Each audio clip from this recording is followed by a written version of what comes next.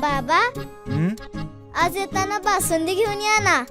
अगं, कालच आपण आईचा वाढदिवस होता म्हणून आणली होती ना. ऐकलं, गोकुळची बासुंदी पुन्हा खावीशी वाटतेय.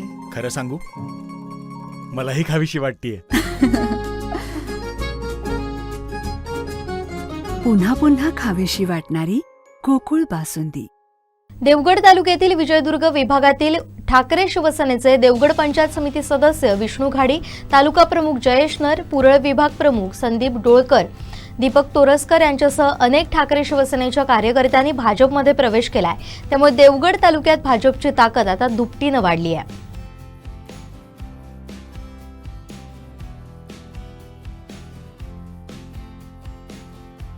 आज आपला पक्षप्रवेश होत असताना माझे सहकारी मित्र संदीप डोळकर तसेच विष्णू घाडी आणि आजच्या या कार्यक्रमाला आलेले सर्व शिवसैनिक ज्यांनी आज या कार्यक्रमात प्रवेश घेतलेला आहे, खरोखर आम्हाला बरेच दिवसापासून म्हणजे कालची पंचायत समिती आणि जिल्हा परिषद झाल्यानंतर बरीच अशी उणीव भासत होती. त्याचं कारण असं आहे की आम्ही उभाटा गटामध्ये जेव्हा काम करत होतो तेव्हा नेते भरपूर आहे, कार्यकर्त्यांचं जाळं भरपूर आहे, मतदार आहे, पण त्या मतदारांपर्यंत पोहोचण्यासाठी किंवा जे कोण आमचे कार्यकर्ते पदाधिकारी आहेत त्यांच्यापर्यंत पोहोचण्यासाठी आमच्या नेत्यांचं पाठबळ नव्हतं आणि ते आम्हाला दिसून आल्यानंतर आम्ही एकत्र येऊन हा निर्णय घेतला. आज मला भारतीय जनता पक्षामध्ये येऊन खूप आनंद होतोय आणि सन्माननीय पालकमंत्र्यांनी आमचा पक्षप्रवेश घेतलाय, यात भरभरून आनंद झालेला आहे. साहेबांचं कार्य हे नुसतं जिल्हा मर्यादित नाही आहे, तर अख्ख्या महाराष्ट्रामध्ये अख्ख्या देशभरामध्ये पोहोचलेलं आहे. असं हे साहेबांचं कार्य आहे. गेली 10 वर्षापूर्वी मी सुद्धा साहेबांसोबत बरोबर काम केलेलं आहे. मला अनुभव आहे. काही गोष्टीवर आपण न विचार करता ज्या पक्षात काम करत असताना आम्ही मनापासून काम करतो, कोणती मनात शंका न ठेवता एकदा पक्षामध्ये प्रवेश केल्यानंतर कोण दुसऱ्या पक्षाचं काम करायचं नाही असं माझं हे धोरण आहे. गेली 40 वर्ष राजकारणात काम करत असताना मी निवृत्तीकडे वळलेला माणूस अचानक मला फॉर्म भरावा लागला आणि जे आमचे स्पर्धक होते साळसकर त्यांचं म्हणणं होतं की पंचायत समितीला कोणी उमेदवार राहणार नाही. मी 9:30 वाजता फॉर्म दिला आणि या सर्वांच्या आशीर्वादाने मी विजयी झालो आणि त्या पाठीमागे राणेसाहेबांचा आशीर्वाद होता, सर्व कार्यकर्त्यांचा सुद्धा होता. आणि काम करत असताना मी एकच सांगेन, यापुढे या मतदारसंघामध्ये मतदारसंघाच्या बाहेर सुद्धा राणेसाहेबांना माहीत आहे की माझी एक मतदारसंघामध्ये गाडीगावकर समाजात सुद्धा मी काम करतो, तालुक्यात सुद्धा काम करतो. मला तळागाळात सगळे लोक ओळखतात. निवडणूक जिंकताना थोडी हात कठीण झाली, कारण मी साळसकर आहे, साधा माणूस नव्हता. बरेचसे पैसे होते त्याच्याकडे, आमच्याकडे पैसे कमी होते. आम्ही 4 लोक प्रचारात होतो, पण आमचे 7 नंतर प्रचार सुरू व्हायचा आणि त्यांचा 7 नंतर बंद व्हायचा. त्यामुळे आम्ही निवडणूक जिंकलो आणि हे सगळे पात्र माहिती 10 वर्षापूर्वी राणेसाहेबांना घेतलेली होती. प्रचार कशी त्याप्रमाणे आपण ती यंत्रणा राबवून आपला विजय प्राप्त केला आणि यापुढे सुद्धा येणाऱ्या सर्व कार्यक्रमासाठी निवडणुकीसाठी राणेसाहेबांबरोबर मी सातत्याने काम करेन असं वचन देतो आणि पुढील कामासाठी सर्व आपल्या कार्यकर्त्यांना, माझ्यावर आलेल्या सर्व कार्यकर्त्यांना राणेसाहेबांनी सन्मानित करावं, सन्मान द्यावा अशी विनंती करतो आणि थांबतो. साहेब, तुमची कार्यपद्धती, तुमची कार्यशैली हे आम्ही जरी विरोधात असलो त्यापासून बघतोय आणि त्या कार्यपद्धतीवर विश्वास ठेवून, स्फूर्ती घेऊन आम्ही कालच्या जिल्हा परिषद इलेक्शन वेळी मी स्वतः, आमचे तालुका प्रमुख जयेश नर, माझे सहकारी विष्णू घाडी, आम्ही एक निर्णय घेतला की हा 20 वर्षाच्या प्रवासानंतर आता जर कुठे आपल्याला एकरूप व्हायचं असेल, कोणाच्या नेतृत्वाखाली जर काम करायचं असेल, ते फक्त आणि फक्त आमचे नितेशजी राणेसाहेब यांच्या नेतृत्वाखाली आपण काम करणार. आणि असा मी शब्द त्यावेळी आमचे मित्र बंड्या नारकर यांना दिला होता, की फार गोड व्यक्ती आहे. खरं तर त्यांच्या प्रेमामुळे मला आम्ही एकरूप झालो. आणि साहेब, मी कार्यकर्त्यांना सांगू इच्छितो की ह्या जिल्ह्यात कार्यकर्त्यावर कुठलेही संकट येऊ देत, एक शैक्षणिक असू देत, कोणाची तक्रार, कोणाचं वैद्यकीय क्षेत्रात असू देत, तर राणे म्हटल्यानंतर ते काम होतच होतं. माझ्या विजयदुर्गात अल्ताफ गोपाळकर माझे मित्र आहेत, त्यांच्या वडिलांचं फार मोठं ऑपरेशन होतं आणि त्यांनी तुमच्याकडे शब्द टाकला. बघा, जात नाही, धर्म नाही, पंथ नाही, पण राणेसाहेबांनी त्यांचं मोठं एवढं ऑपरेशन एका ह्यानी पूर्ण करून टाकलं. आज असे प्रत्येक कार्यकर्ता तुमच्या आज पाठीशी आहे. त्याचं कारणच ते आहे की साध्या कार्यकर्त्याने एक मेसेज जरी टाकला तरी तुम्ही त्याला रिप्लाय देता किंवा फोन सुद्धा करता. आणि काय पाहिजे हो कार्यकर्त्यांना? तुमच्याकडनं एवढं जर पाठबळ मिळत असेल, मग आमच्यासारखे कार्यकर्ते पदाधिकारी कसे काम करू शकतात? म्हणून यापुढे आम्ही निश्चितच तुमच्या सूचनेनुसार तुमच्या छत्राखाली काम करू. फक्त जाता जाताच एक तुमची परवानगी असेल तर शायरी म्हणतो आणि माझे 2 शब्द थांबवतो. क्या मालूम थी इतनी हसीन है दुनिया, हमें क्या मालूम थी इतनी हसीन है दुनिया, और दुनिया बनाने वाले तुमको लाख लाख शुक्रिया. शुक्र तो हमें उसके जिसने सुंदर फूल बनाया. हम भी पागल कम थे जो भौरा बनकर साथ निभाया. साथ निभाना है जन्म जन्म, साथ निभाना है जन्म जन्म.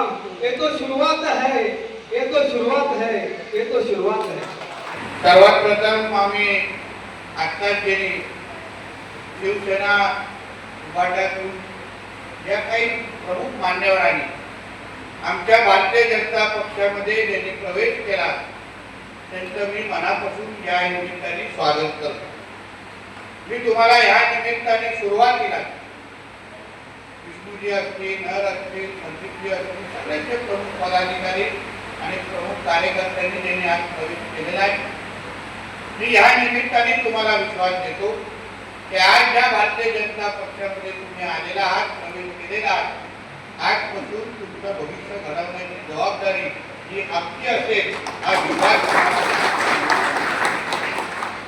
विष्णूजीने असो, नर असो, लोकांनी अतिशय विस्तृत आणि मनापासून इथे भाष्य केलं किंवा आपलं मत इथे सांगितलं.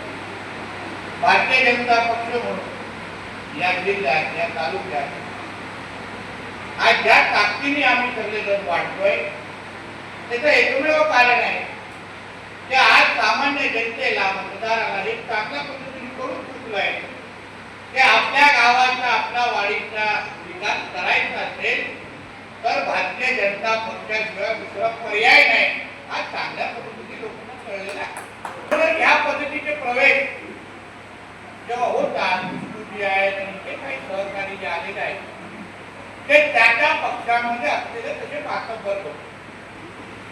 आमचे तालुका प्रमुख नर आहेत, त्यांनी उभाटामध्ये असत नसताना तसं म्हणजे आपल्याला बरेचपैकी जमवायची. चांगला कार्यकर्ता म्हणजे त्या पक्षामध्ये असलेले हे तसे हिरे. पण जसं आज राज्य पातळीवर आणि जिल्हा पातळीवर आज उभाटा या पक्षाला चांगल्या कार्यकर्त्यांची कदर राहिली नाही. वापरा आणि फेकून द्या हे एकमेव धोरण असल्यामुळे हे कार्यकर्ते शेवटी सन्मानाची भूकी असतात. त्यांना ताकद देणं गरजेचं आहे.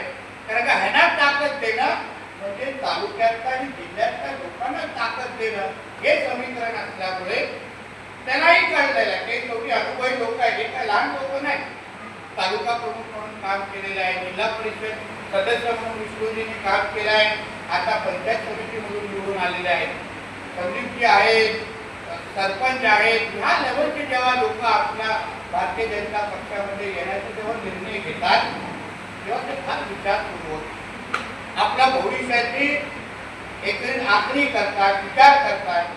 त्यांनाही कळतं की ज्या लोकांसाठी ते राजकारणात, समाजकारणामध्ये ते आहेत शेवटी ह्यांना मानणारा जो वर्ग आहे, आज बघा हॉल कमी पडेल असं वातावरण आपल्या ह्या भागामध्ये दिसतं. एवढे लोक मोठ्या प्रमाणामध्ये या सगळ्यांचं नेतृत्व स्वीकारून यांच्या नेतृत्वावर विश्वास ठेवून जेव्हा भारतीय जनता पक्षामध्ये येतात तेव्हा ह्यांची ही पूर्वी जबाबदारी असते की ह्यांनी योग्य निर्णय घ्या.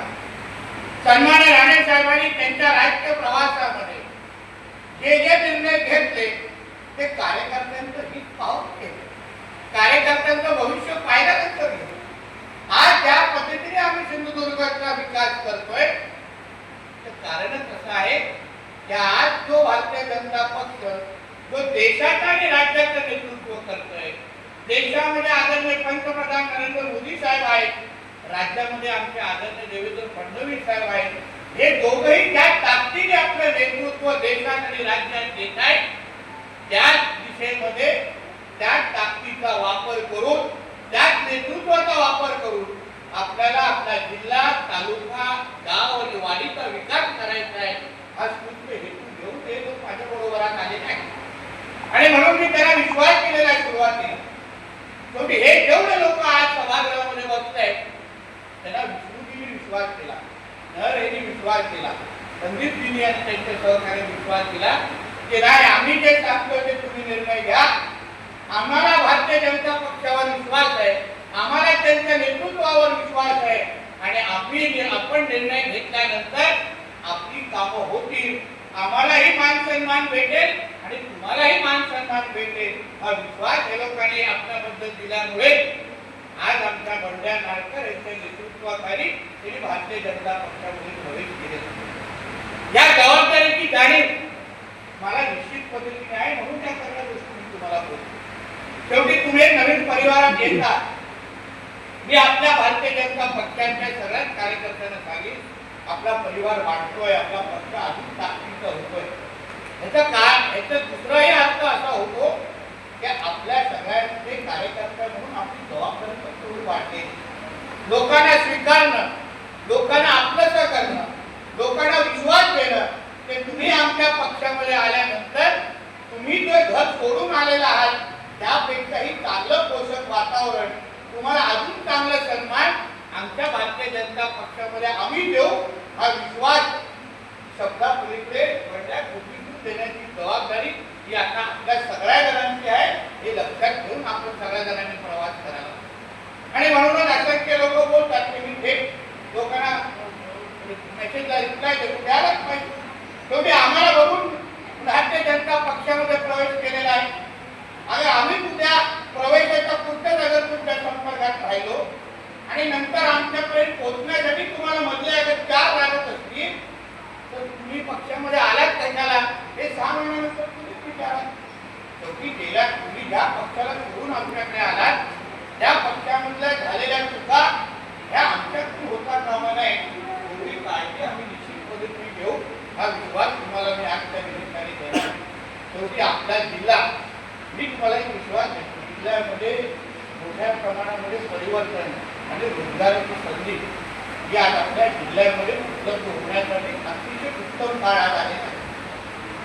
आज ज्या पद्धतीने राज्य सरकार म्हणून केंद्र सरकारला विश्वासात घेऊन मोठ्या प्रमाणामध्ये प्रकल्प आमच्या जिल्ह्यामध्ये आपल्या ह्या प्रामुख्याने देवगड तालुक्यामध्ये आम्ही आणून पाहतोय मी तुम्हाला विश्वास देतो. तुम्ही फक्त थोडा वेळ द्या आणि आपल्या मुंबई, पुणे, नाशिक, गोवा किंवा बाहेरगावच्या देशामध्ये जे आपले नातेवाईक नोकरीच्या निमित्ताने तिथे गेले असतील माझ्यासाठी त्याला फक्त फोन करा आणि त्याला एवढंच सांगा की आता बाबांनो बॅग भरायला सुरू करा. आता आपल्याला गावी येऊ आपल्या गावामध्ये येऊन नोकऱ्या करायच्या आहेत आणि त्यांच्या नावापुरते म्हणजे मी तुम्हाला सगळ्यांना या निमित्ताने सांगणार त्यांच्या नावापुरते पुढे त्यांचे पगार पण लिहून ठेवा. कारण का ते ज्या पगाराची नोकरी मुंबईला करत असतील, गोव्याला करत असतील किंवा बाहेर गावाच्या कुठल्या देशात करत असतील त्या पगारापेक्षाही दुप्पट पगार देण्याची जबाबदारी ही आमची असेल हा विश्वास तुम्हाला मी ठिकाणी देणार. तुम्ही बघा कुठले प्रकल्प आपल्या देवगड तालुक्यामध्ये आता अतिशय झाले नाही.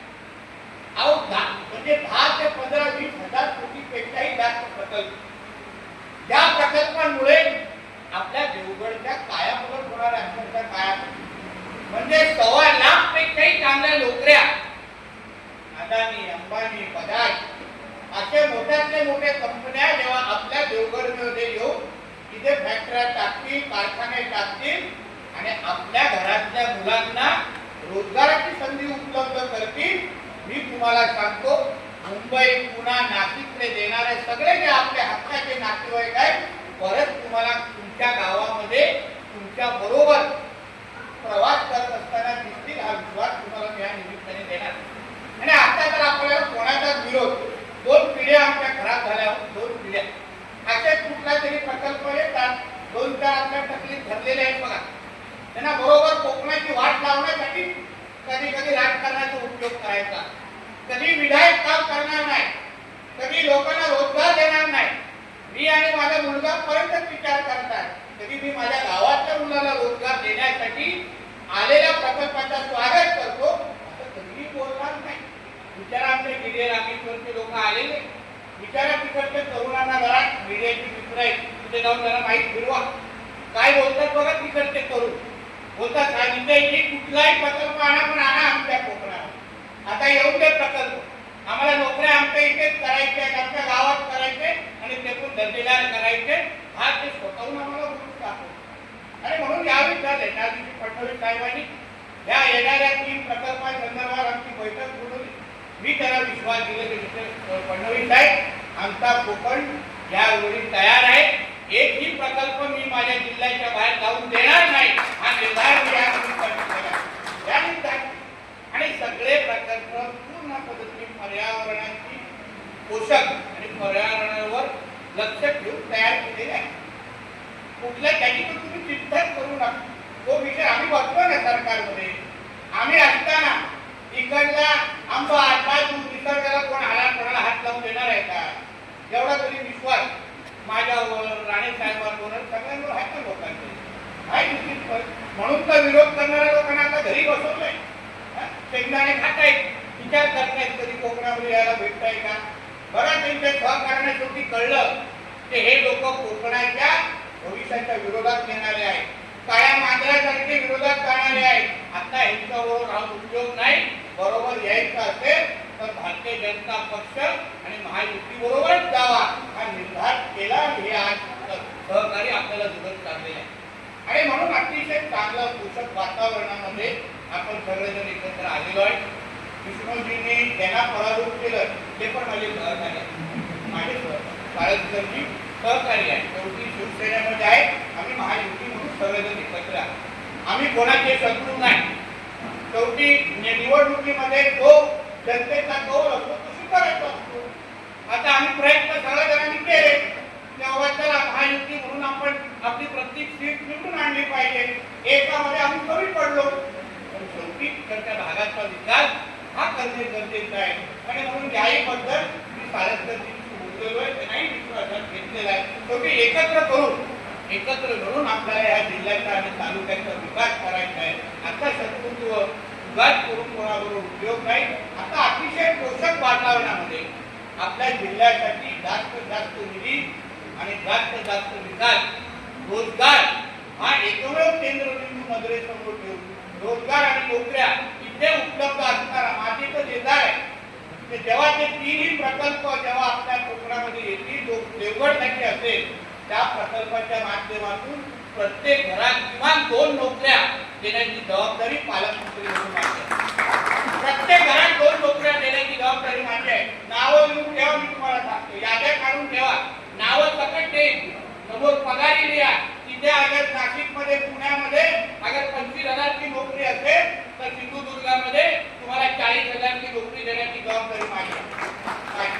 आणि म्हणून आता अतिशय चांगल्या पोषक वातावरणामध्ये आपण सगळेजण आमच्या भारतीय जनता पक्षाच्या प्रवास परिवारामध्ये आलेला आहे. मी तुम्हाला सगळ्या जणांना ज्यांनी प्रवेश केलेला आहे त्यांना सगळ्या जणांना विश्वास देतो, तुमचं प्रत्येक काम विकासाच्या दृष्टिकोनातून जी यादी विष्णूजींना आमची कामाची पद्धत माहिती आहे. माझ्या पहिल्या 2014च्या निवडणुकीमध्ये माझ्यावर फिरलेल्या आहे. म्हणून जी यादी तुम्ही माझ्याकडे द्याल की ती यादीला 100% न्याय भेटेल हा विश्वास तुम्हाला मी आजच्या निमित्ताने देणार आहे. देवगडचं आता कुठलंही घर, अशी कुठलीही वाडी आणि गाव आता राहता कामा नये जिथे आपण विकास पोहोचवला नाही. कारण का देवगडने नेहमीच विरोधी पक्षाचा अनुभव घेतलेला. आता देवगडनी सत्तेचा अनुभव घेत असताना 100% या तालुक्याचा विकास हा घोडाच्या दृष्टिकोनातून ही जी काय ताकद आज आम्हा लोकांना भेटलेली आहे, जे काय अतिशय ताकदीचे सहकार्य मला भेटलेलं आहे, त्यांचा 100% उपयोग आणि त्यांचंही नेतृत्व मोठं करण्याची जबाबदारी ही माझी असेल हा विश्वास तुम्हाला मी आजच्या निमित्ताने देतो. आमच्या बंड्याचं पायगुण हे अतिशय चांगले आहे. मंडळ अध्यक्ष असताना जे काय ह्या पूर्व मंडळामध्ये जे काय त्यांनी भारतीय जनता पक्षाला वाढवण्याच्या दृष्टिकोनातून जो काय झंझावात म्हणून त्यांनी सुरुवात केलेली आहे, कधी नाही तर पहिल्यांदा आमच्या जिल्हा परिषदेच्या इतिहासामध्ये बिनविरोध करण्याची किमया पण ह्याच तालुक्याने सर्वात जास्त केलेलं आहे. त्याचं सगळं श्रेय आमचे मंडळ अध्यक्ष आमच्या बंड्या नाडकर्जींना जास्त. मी जरा बंड्यात होतो, पहिलं नाव मला भांगडच मी पडणार नाही. आणि वैदिकचं पण आमचं महिला बाल कल्याण कालच परवा अतिशय चांगली बैठक घेऊन आर्थिक नियोजन महिला बाल कल्याण सभापती म्हणून वहिनी अतिशय चांगल्या पद्धतीने काम करत आहे. आणि म्हणून आपण सगळेजण चांगल्या पोषक वातावरणामध्ये आपण सगळेजण आपल्या तालुक्याचा जिल्ह्याचा विकास करूया एवढा विश्वास आजच्या निमित्ताने देतो.